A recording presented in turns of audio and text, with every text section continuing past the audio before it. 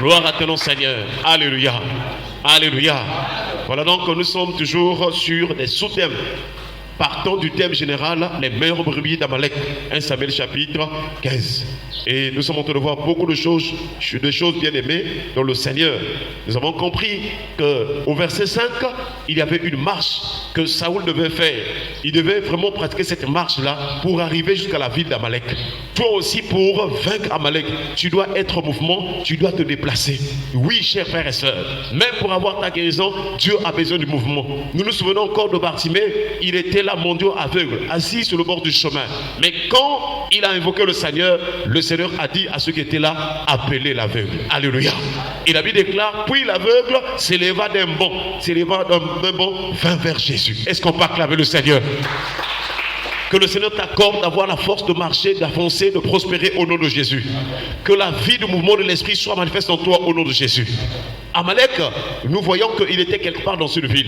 Et la Bible déclare que vraiment Saoul marcha jusqu'à la ville d'Amalek et mit une embuscade dans la vallée. Voilà donc ce texte sur lequel Dieu est en train de nous enseigner beaucoup de choses. Et à partir de ce texte, nous avons compris qu'il y a plusieurs types de marches. Et nous en avons déjà vu deux types de marches. Nous avons vu la marche de la personne consolée. C'est le genre de marche qui montre qu'une personne avait des afflictions. Une personne était dans les soucis, dans les inquiétudes. Une personne était abattue, chers frères et sœurs. Mais quand elle rencontre le Seigneur, ou encore quand elle rencontre vraiment la grâce du Seigneur, alors le Seigneur dit à cette personne, lève-toi, prends ton lit et marche. Alléluia.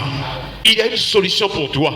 Quels que soient les soucis, les inquiétudes que tu traverses, il y a une solution. Quels soient les combats, il y a une solution. Cet homme qui était vraiment paralytique, malade depuis 38 ans, il était là au bord de la piscine. Mais quand Jésus lui pose la question, veux-tu être guéri? Il donnait des raisons pour dire que vraiment je n'ai personne. Même si tu n'as personne, la parole de Dieu est capable de te guérir, de te délivrer au nom de Jésus. Est-ce qu'on peut acclamer la parole de Dieu? Le deuxième type de marche, c'est la marche sur les ennemis. Oui, après la délivrance, tu dois être au-dessus de tes adversaires. Voilà encore combien le Seigneur est bon. Lorsqu'une personne vient d'une vie païenne, d'une vie vraiment impure, la première des choses, le Seigneur délivre la personne. Le Seigneur accorde le salut. Mais lorsque tu es maintenant sauvé, tu as des privilèges, tu as des avantages. Et désormais, à cause des privilèges et des avantages que le Seigneur t'accorde, à cause de la puissance de l'Esprit de Dieu, tu dois être au-dessus des ennemis. Parce que celui qui habite dans ton cœur par la foi, lui, il marche au-dessus de ses ennemis et l'Éternel a fait de ses ennemis son marchepied. Voilà pourquoi en accomplissement de la prophétie de David, je crois dans Psaume 110, alors selon qu'il est écrit, le Seigneur a dit à mon Seigneur, assieds-toi à ma droite jusqu'à ce que je fasse de tes ennemis ton marchepied. Là où nous parlons là, Jésus est assis à la droite de Dieu. Est-ce qu'on peut acclamer le Seigneur? Cette prophétie s'accomplit, chers frères et sœurs. Et donc le Seigneur Jésus nous a donné le pouvoir de marcher sur les serpents, sur les scorpions et sur toute la puissance de l'ennemi, et rien ne pourra de lui. Une situation peut t'arriver, un problème peut être là, mais tu as l'autorité, le pouvoir. Exerce ce pouvoir en déclarant des choses par la parole de Dieu. Alléluia. Chers frères et sœurs, nous voyons donc que Saoul est parti. Saoul est parti donc dans la ville d'Amalek parce qu'il devait aller frapper Amalek, parce que Dieu avait déjà décidé quelque chose sur vraiment la vie du peuple d'Amalek. Mais nous sommes en train de voir donc le troisième type de marche. C'est la marche selon l'esprit. C'est la marche selon l'esprit. Nous avons dit que c'est l'une des marches les plus importantes. Parce que tu peux avoir la délivrance, la marche de personne consolée. Mais si tu n'es pas sauvé, c'est compliqué. Tu peux avoir aussi l'autorité sur les ennemis. Mais ce qui reste à faire, parce que tout le temps, l'ennemi cherche à te faire tomber dans le péché. Il cherche à ce que tu repartes à l'ancienne vie. Or, dans l'ancienne vie, nous étions rebelles à Dieu. Parce que nous vivons selon les convoitises de la chair. Et c'est pourquoi, maintenant que nous sommes en Christ, notre combat, le combat de la foi, c'est de prier le Seigneur afin que le Saint-Esprit puisse faire mourir les actions du corps. C'est seul le Saint-Esprit qui est capable de neutraliser les mauvais passions, les mauvais désirs qui se manifestent dans notre chair. C'est seulement le Saint-Esprit, parce que puisque le péché est venu avec une loi, la loi du péché et de la mort, le Saint-Esprit est venu aussi avec la loi de l'esprit de vie. Est-ce qu'on peut acclamer le Seigneur? Si le péché a entraîné la mort, alors l'esprit est venu avec la vie. Voilà pourquoi d'autant plus que nous avançons avec le Seigneur, plus nous avançons, nous devons aspirer à l'esprit de Dieu. Nous devons aimer l'esprit de Dieu. Nous devons désirer l'esprit de Dieu. Nous devons vraiment prier le Seigneur pour être baptisés de l'esprit, pour vivre la plénitude du Saint-Esprit. Et j'allais dire, l'esprit de Dieu déborde en nous car l'esprit de Dieu se manifeste comme un fleuve. Alléluia. Chers frères et sœurs, nous voyons donc que ce deuxième type de marche, c'est la marche selon l'esprit. Déjà dans Galates chapitre 5, verset 16, David déclare, je dis donc, marchez selon l'esprit et vous n'accomplirez pas les désirs de la chair. Marchez selon l'esprit. Mais avant d'y arriver, le Seigneur nous a parlé encore d'une histoire. Il nous a parlé encore d'une jeune femme païenne qui s'appelle Ruth. Est-ce qu'on peut acclamer le Seigneur? Et nous avons déjà dit que comment est-ce qu'une personne peut marcher vraiment selon l'esprit? La première des choses, la personne doit passer par la nouvelle naissance. La première des choses, la personne doit faire une rencontre avec le don de la grâce. Or, le don de la grâce, c'est la personne de Jésus. Voilà pourquoi quand Jésus est arrivé, un jour, par exemple, avec Nicodème, Nicodème a fait des éloges. Nicodème a reconnu que vraiment Jésus est tout puissant. Jésus fait des miracles qu'aucune autre personne ne peut faire sur la terre, dans ce monde.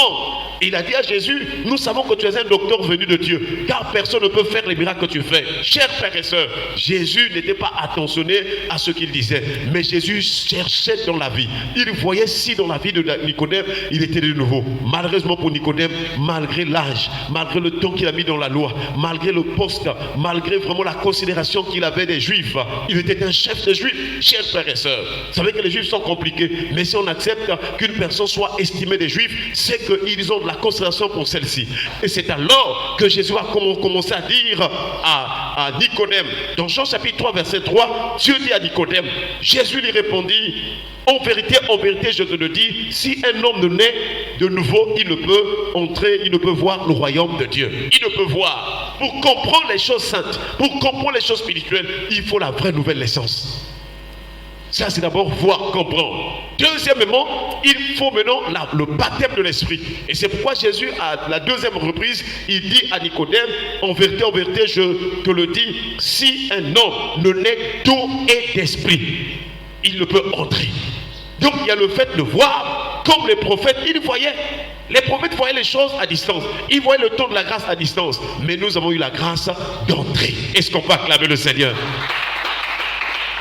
Et donc c'est là où Dieu nous a conduit à l'histoire de Ruth. Ruth était une femme païenne et Ruth était une femme moabite. Et ce jour-là, j'allais dire à cette époque-là, Naomi a quitté Bethléem. Naomi, son mari Elimelech et ses deux enfants, Kilijon et Machlon, ils sont partis dans le pays de Moab parce qu'il manquait du pain à Bethléem. Et nous avons rappelé que dans la marche chrétienne, il y a 7 années de sécheresse, mais il y a aussi 7 années d'abondance. Alléluia. Attention, quand tu traverses des moments où ça ne marche pas, ne bouge pas, reste sur le roc. Ne te déplace pas pour aller vers le sable. Alléluia. Chers frères et sœurs, car il y a un temps de visitation. Un jour, alors que le prophète Élie avait une rencontre avec Dieu, un rendez-vous avec l'Éternel, Dieu a dit au prophète Élie de rester, de se placer au creux du rocher, sur le rocher. Et lorsque Élie est arrivé là, alors avant que l'Éternel ne passe, la Bible déclare qu'il y a eu un tremblement de terre, il y a eu un feu, il y a eu un vent qui déchirait les montagnes, les rochers. Mais Élie n'avait pas bougé. Il était resté là à son poste. Il était resté là où le Seigneur lui avait indiqué. Nous aussi nous devons rester dans la parole de Dieu. Alléluia. Car le roc c'est la révélation de la parole. Et Jésus a dit à Pierre, tu es Pierre, sur cette pierre je bâtirai mon église. Quelle pierre? La révélation que Pierre avait reçue du Père qui disait que Jésus est le Christ, le Fils du Dieu vivant. Est-ce qu'on peut acclamer le Seigneur? Donc, chers frères et sœurs, tu dois rester dans la saine doctrine. Ne change pas vraiment des doctrines. Reste avec Christ, reste avec ce que Dieu t'a enseigné qui constitue la saine doctrine. Les vents sont en train de venir dans ce monde. Les tempêtes, les pluies sont en train de se jeter contre la foi chrétienne. Et beaucoup sont en train de s'éloigner du Seigneur. Toi, tu dois rester là. Et Élie était là, vraiment sur la montagne au creux du rocher.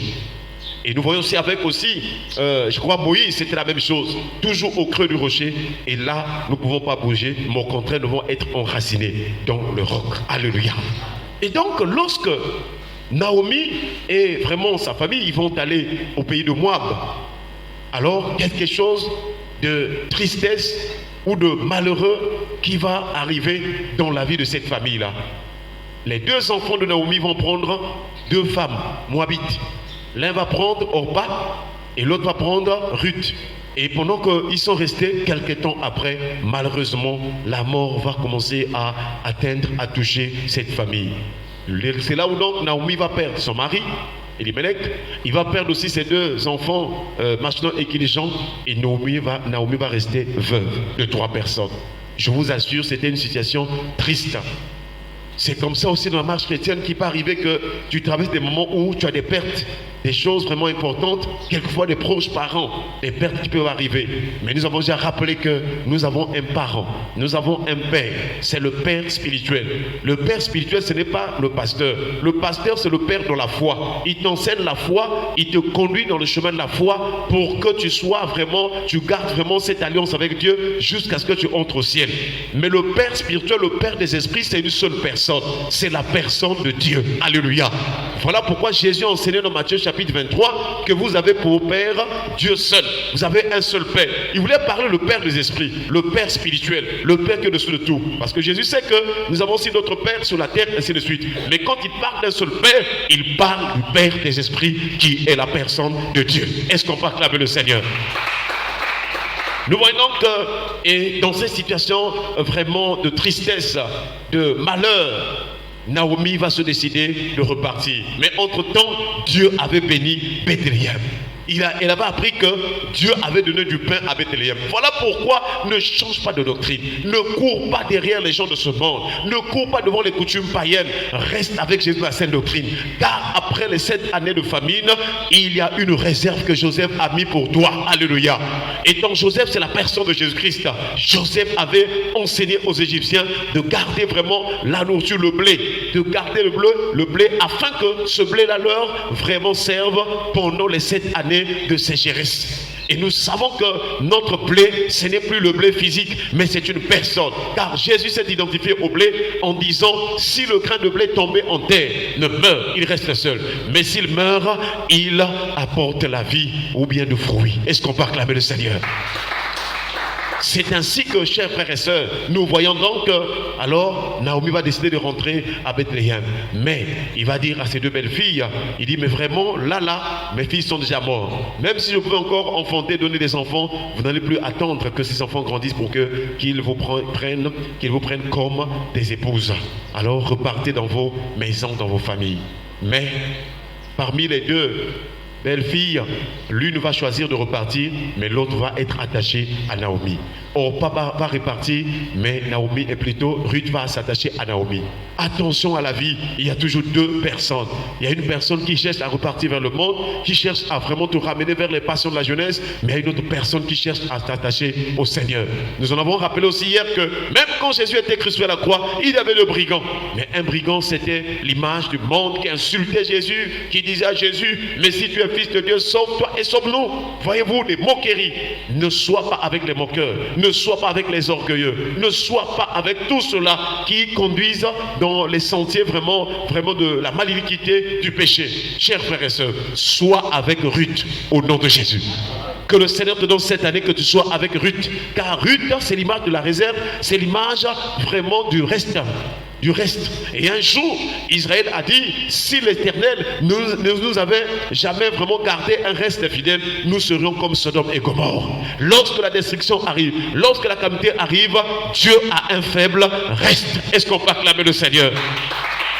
Et nous prions que tu fasses compter parmi les restes, que tu sois compté parmi le reste des fidèles. Les restes fidèles jusqu'à ce que le Seigneur revienne. Toi, tu sois là toujours attaché à notre Seigneur Jésus-Christ. Alléluia. Chers frères et sœurs, c'est là où nous voyons donc que finalement Ruth va donc rentrer avec Naomi à Bethléem. Et déjà l'accueil, lorsque Naomi arrive à Bethléem, déjà la manière dont tu étais devenu là. Mais qu'est-ce qui est arrivé? Il dit que j'étais parti avec l'abondance, mais je reviens main vide. C'était triste. Il y a eu des périodes aussi dans ta vie où tu avais de l'argent, tu avais quelque chose, tu avais vraiment quelque chose vraiment de bien. Et maintenant, peut-être que tu traverses des moments où il n'y a rien. Ne t'en fais pas. Notre Dieu est le Dieu qui restaure. Notre Dieu est le Dieu qui rétablit. Car Job avait tout perdu, même les enfants et les entreprises. Mais la Bible déclare, l'Éternel rétablit Job dans son premier état. Quelqu'un dit amen.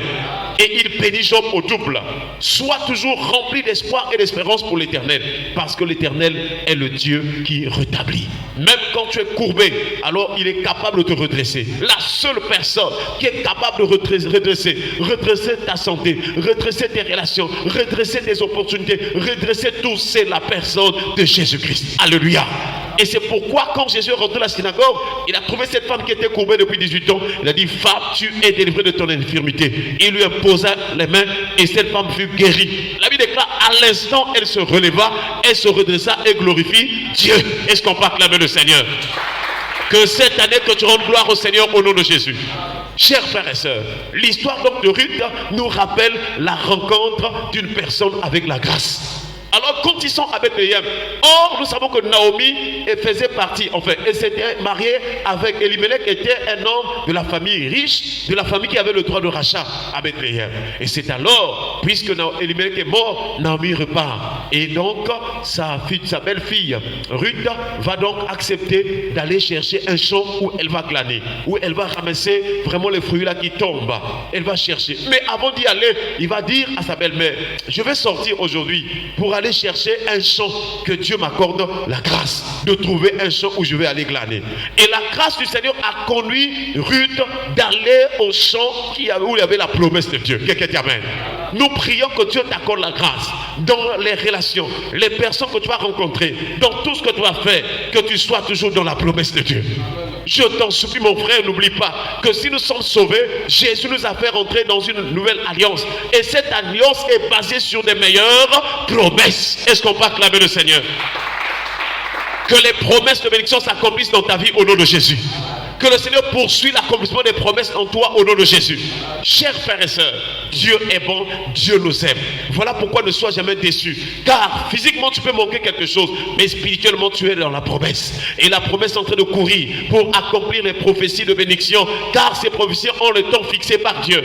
Dieu sait pourquoi il t'a fait rentrer dans cette nouvelle année. Parce qu'il sait que cette année encore, il va accomplir quelque chose de nouvel dans ta vie au nom de Jésus. Voilà pourquoi ne te soucie pas. Il y a un Dieu qui connaît tes problèmes. Il sait que tu traverses des moments d'abattement. Mais lui, il porte ses regards sur celui qui est abattu. Alléluia. Est-ce qu'on peut acclamer le Seigneur? J'aimerais te rappeler ce matin que tu es Ruth. Alléluia. Tu as traversé des moments de malheur, de douleur. Mais le Seigneur est en train de te faire rencontrer avec la grâce. C'est alors que ce jour-là, quand Ruth va aller pour glaner, alors l'homme riche, la personne, le propriétaire du champ qui s'appelle Boaz, qui avait aussi le droit de rachat, vient donc à ce niveau-là.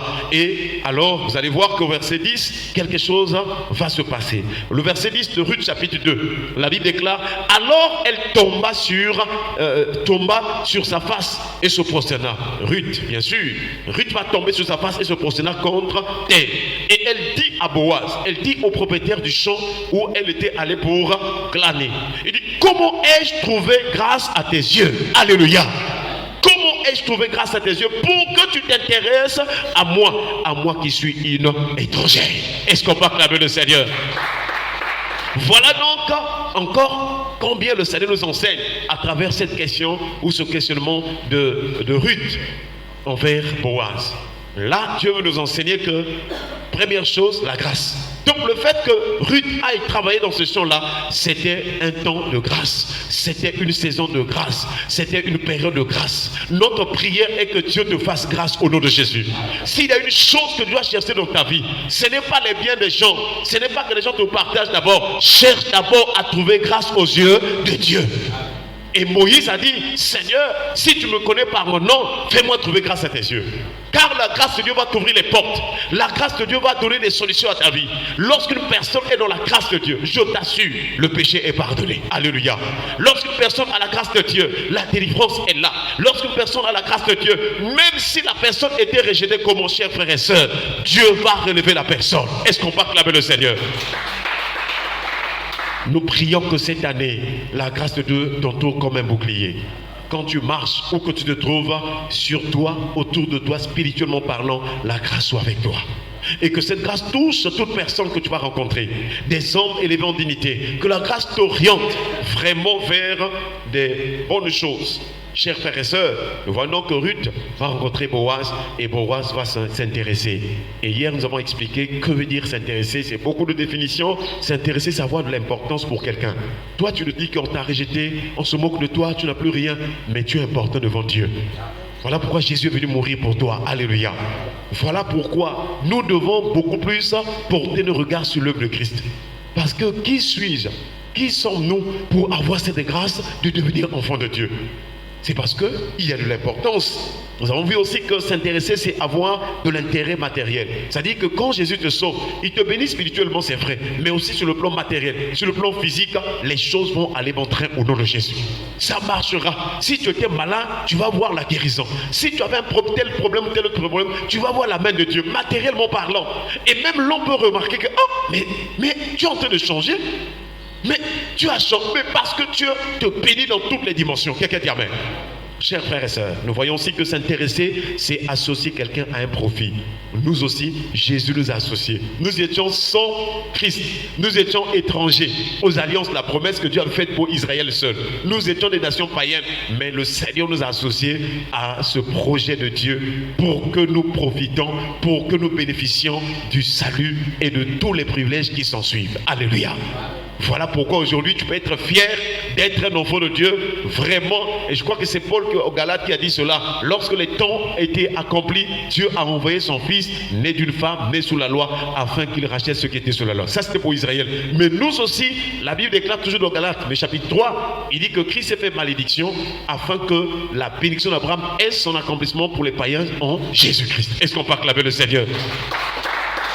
Tu as de la valeur, tu as l'importance devant Dieu. Laisse les gens de ce monde se moquer de toi, te rejeter. Il y a quelqu'un qui t'aime et qui s'intéresse à toi, c'est Jésus. Alléluia.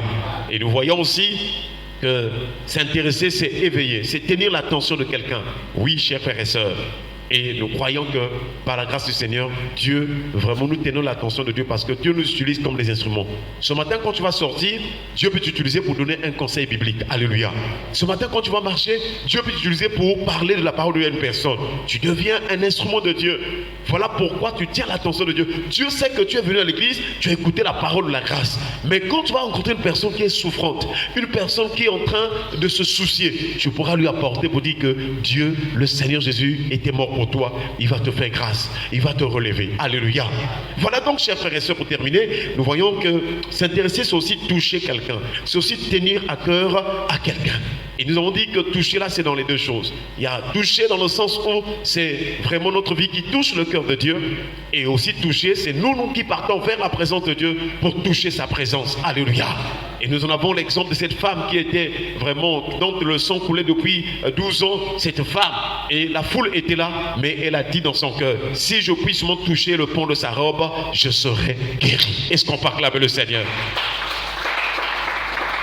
Mais que Dieu nous donne d'avoir cette disposition de cœur, de croire que la grâce est encore là. Nous sommes au temps de la grâce. Je vous en supplie, croyez en Dieu, croyez en Jésus-Christ, demeurez fidèles à lui. Le monde va mal. Il y a de la méchanceté qui prend encore de l'ampleur. L'iniquité est en train de s'accroître. Et toutes ces choses vont encore augmenter davantage. Mais ce qui nous est important, c'est la grâce de Dieu. Alléluia. Porte tes regards sur la grâce. Porte tes regards sur l'œuvre de Christ à la croix. Mets ta confiance en Jésus, ça marchera. Même là où on t'a abandonné, on t'a négligé, on t'a rejeté, il y a quelqu'un qui peut te ramasser, peut te retirer de la poussière, du fumier pour te placer avec les grands et te donner de voir aussi la gloire de Dieu. Est-ce qu'on peut acclamer le Seigneur? Baissons les têtes dans la prière. Nous remercions le Seigneur pour sa parole. Quelle grâce qu'il nous a accordée ce matin. Nous sommes